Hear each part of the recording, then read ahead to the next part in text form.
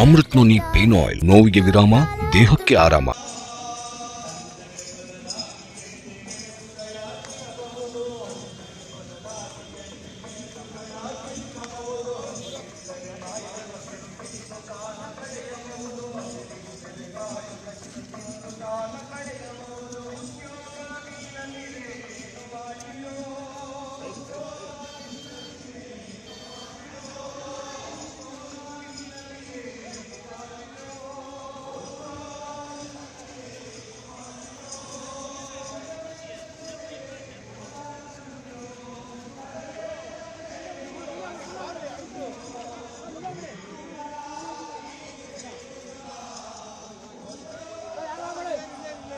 ಅಣ್ಣ ಯಾರು ಹೋಗ್ಬೇಡಿ, ಸ್ವಲ್ಪ ಹಿಂದೆ ಬರೋಣ, ಹಿಂದೆ ಬರೋಣ.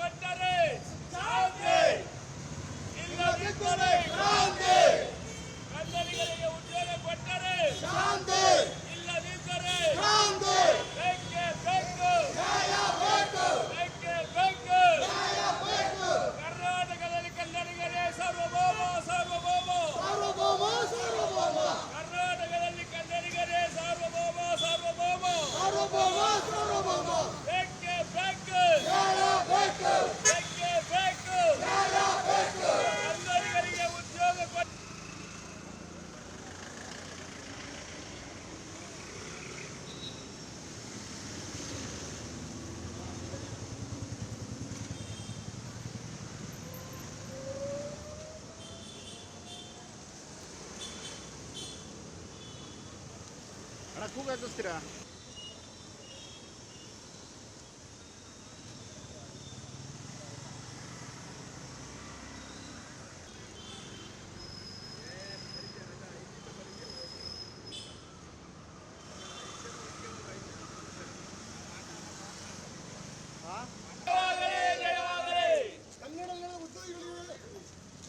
ಕನ್ನಡಿಗರಿಗೆ ಸೇರಿತು ಉದ್ಯೋಗ ಉದ್ಯೋಗ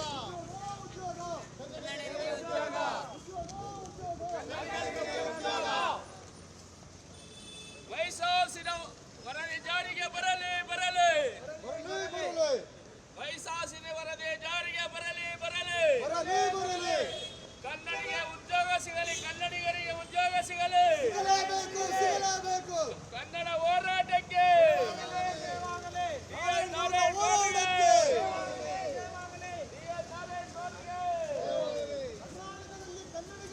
ಎಸ್ ಸರೋಜಿ ಮಹಿಷಿ ವರದಿ ಜಾರಿಗೆ ತರುವಂತೆ ಇವತ್ತು ಕರವೇ ರಾಜ್ಯವ್ಯಾಪ್ತಿ ಪ್ರತಿಭಟನೆ ಮಾಡ್ತಿರುವಂತಹ ಪ್ರತಿಭಟನೆ ಹಿನ್ನೆಲೆಯಲ್ಲಿ ಇವತ್ತು ಕರವೇ ಕೇಂದ್ರ ಕಚೇರಿ ಗಾಂಧಿನಗರದಲ್ಲಿ ಏನು ನಾರಾಯಣಗೌಡರು ನಮ್ಮ ಜೊತೆ ಇದ್ದಾರೆ, ಅವ್ರನ್ನ ಕೇಳೋಣ. ಸರ್, ಇವತ್ತು ಪ್ರತಿಭಟನೆ ಯಾವ ರೀತಿ ಇರುತ್ತೆ? ಪ್ರತಿಭಟನೆ ಭಾರಿ ಜೋರಾಗಿ ಇಡೀ ರಾಜ್ಯದಲ್ಲಿ ನಡೀತಾ ಇದೆ. ಬಹುಶಃ 48 ವರ್ಷಗಳ ಕಾಲದ ಸುದೀರ್ಘವಾಗಿ ಈ ಚಳವಳಿ ನಡ್ಕೊಂಡು ಬಂದಿದೆ. ಕನ್ನಡಿಗರಿಗೆ ಉದ್ಯೋಗ ಸಿಗಬೇಕು, ಕನ್ನಡಿಗರು ಕನ್ನಡದ ನೆಲದಲ್ಲಿ ಪರಕೀಯರಂತೆ ಬದುಕೋದು ಆಗಬಾರದು, ಕನ್ನಡಿಗರು ಕರ್ನಾಟಕದಲ್ಲಿ ಸಾರ್ವಭೌಮತೆಯಿಂದ ಬದುಕಬೇಕು, ನಮ್ಮ ಹಕ್ಕು ನಾವು ಕೇಳ್ತಾ ಇದ್ದೀವಿ ಅಂತ ಹೇಳಿ 48 ವರ್ಷಗಳಿಂದ ನಿರಂತರವಾಗಿ ಡಾಕ್ಟರ್ ಸರೋಜಿನಿ ಮಹಿಷಿ ವರದಿ ಅನುಷ್ಠಾನ ಆಗಬೇಕು ಅಂತೇಳಿ ಕೂಗು ಕೇಳಿ ಬರ್ತಾ ಇದೆ. ಆ ಕೂಗಿಗೆ ಮಾನ್ಯತೆ ಸಿಗದೇ ಇದ್ದಾಗ ಈಗ ಕರವೇ ಉದಯವಾಗಿ ಸುಮಾರು 25 ವರ್ಷದಲ್ಲಿ ಬಂದಂಥ ಎಲ್ಲ ಸರ್ಕಾರಗಳಿಗೂ ಮುಖ್ಯಮಂತ್ರಿಗಳಿಗೂ ಮನವರಿಕೆ ಮಾಡಿಕೊಟ್ಟಿದೆ. ಇವತ್ತು ಮೊನ್ನೆ ಡಿಸೆಂಬರ್ 27 ನಂತರ ನಾಮಫಲಕದಲ್ಲಿ ಕಡ್ಡಾಯವಾಗಿ ಕನ್ನಡ ಮಾಡಬೇಕು 60% ಅನ್ನುವ ಉದ್ದೇಶಕ್ಕೆ ಏನು ಇಡೀ ರಾಜ್ಯದಲ್ಲಿ ಕ್ರಾಂತಿ ಆಯ್ತಲ್ಲ, ಆ ಸ್ವರೂಪ ಪಡ್ಕೊಳ್ಳೋಕ್ಕಿಂತ ಮುಂಚೆ ಸಾಂಕೇತಿಕವಾಗಿ ಒಂದು ದಿನ ಧರಣಿ ಸತ್ಯಾಗ್ರಹದ ಮುಖಾಂತರ ಈ ಸರ್ಕಾರವನ್ನು ಎಚ್ಚರಿಸಬೇಕು ಅನ್ನೋ ತೀರ್ಮಾನವನ್ನು ಮಾಡಿದ್ದೀವಿ. ಸರ್ಕಾರ ಎಚ್ಚೆತ್ತುಕೊಂಡು ಸರಿಯಾದ ತೀರ್ಮಾನಕ್ಕೆ ಬಂದು ಕನ್ನಡಿಗರಿಗೆ ಉದ್ಯೋಗ ಮೀಸಲಾತಿ ಘೋಷಣೆ ಮಾಡದೆ ಹೋದರೆ ಅದರ ಪರಿಣಾಮ ಡಿಸೆಂಬರ್ 27ರಲ್ಲಿ ಏನು ನಡೀತು ಅದು ಇಡೀ ರಾಜ್ಯದ ಉದ್ದಗಲಕ್ಕೂ ನಡೆಯುತ್ತೆ. ಅದು ಆಗೋದು ಬೇಡ ಅನ್ನೋದಾದರೆ ಈ ಸರ್ಕಾರ ತಕ್ಷಣ ಕನ್ನಡಿಗರ ಉದ್ಯೋಗ ಮೀಸಲಾತಿಗೆ ಒಂದು ಕಾಯ್ದೆಯನ್ನು ತರುವಂಥದ್ದು ಆಗಬೇಕು ಅಂತ ಹೇಳಿ ಸರ್ಕಾರವನ್ನು ಎಚ್ಚರಿಸ್ತಾ ಇದ್ದೀವಿ. ಪ್ರತಿ ಬಾರಿ ಕೂಡ ಎಲ್ಲ ಸರ್ಕಾರ ಬಂದಾಗಲೂ ಕೂಡ ನೀವು ಮನವಿ ಮಾಡ್ತಾನೆ ಇದ್ದೀರಾ. ಇದುವರೆಗೂ ಕೂಡ ಯಾವ ಸರ್ಕಾರ ಕೂಡ ನಿಮ್ಮ ಬೆಂಬಲಕ್ಕಿಂತಿಲ್ಲ. ನೋಡಿ, ಸರ್ಕಾರ ಹೋರಾಟಗಾರರಿಗೆ ಬೆಂಬಲಕ್ಕೆ ಯಾವತ್ತೂ ನಿಲ್ಲೋದಿಲ್ಲ. ಯಾಕೆಂದರೆ ನಾವು ಅವ್ರನ್ನ ಬೆಂಬಲಿಸೋಲ್ಲ, ಹಾಗಾಗಿ ಅವ್ರು ನಮ್ಮನ್ನು ಬೆಂಬಲಿಸಕ್ಕೆ ಆಗೋದಿಲ್ಲ. ನಾವು ಅವರಿಗೆ ಬೆಂಬಲಿಸಿದರೆ ಅವ್ರ ಕೆಲಸ ಮಾಡಲ್ಲ. ನಾವು ಅವ್ರ ವಿರುದ್ಧ ಅನ್ನೋದಕ್ಕಿಂತ ಕನ್ನಡಿಗರ ಪರವಾಗಿ ನಿರಂತರವಾಗಿ ನಾವು ಧ್ವನಿ ಎತ್ತಲೇಬೇಕಾಗುತ್ತೆ, ಧ್ವನಿ ಎತ್ತೀವಿ. ಆದರೂ ಅವ್ರ ಮೇಲೆ ಎಷ್ಟರ ಮಟ್ಟ ಪರಿಣಾಮ ಬೀರಲ್ಲ ಅನ್ನೋದು ಅದು ಮುಖ್ಯ ಅಲ್ಲ. ಆದರೆ ಇವತ್ತು ನೋಡಿ, ಡಿಸೆಂಬರ್ 27 ನಡೆದಂಥ ಹೋರಾಟ 60% ಕನ್ನಡ ಆಗಬೇಕು ಅಂತ ನಡೆದಂಥ ಹೋರಾಟದಲ್ಲಿ ಇವತ್ತು ಅದಕ್ಕೆ ಕಾಯ್ದೆ ಆಯಿತು, ಸರ್ಕಾರ ಎಚ್ಚೆತ್ಕೊಂತು, ಸುಗ್ರೀವಾಜ್ಞೆ ತಂತು, 2 ಸದನಗಳಲ್ಲಿ ಅಂಗೀಕಾರ ಆಯಿತು, ಇದೆಲ್ಲ ಆಯಿತು. ಇದು ಯಾವ್ದ್ರಿಂದ ಆಗಿದ್ದು? ಕರವೇ ಹೋರಾಟದಿಂದಾಗಿ. ಈಗಲೂ ಅಷ್ಟೇ ಈ ಕಾಯ್ದೆ ಆಗಬೇಕು ಅನ್ನುವ ಹೋರಾಟದಲ್ಲಿ ನಾವು ಹಿಂದೆ ಹೋಗೋ ಪ್ರಶ್ನೆ ಇಲ್ಲ.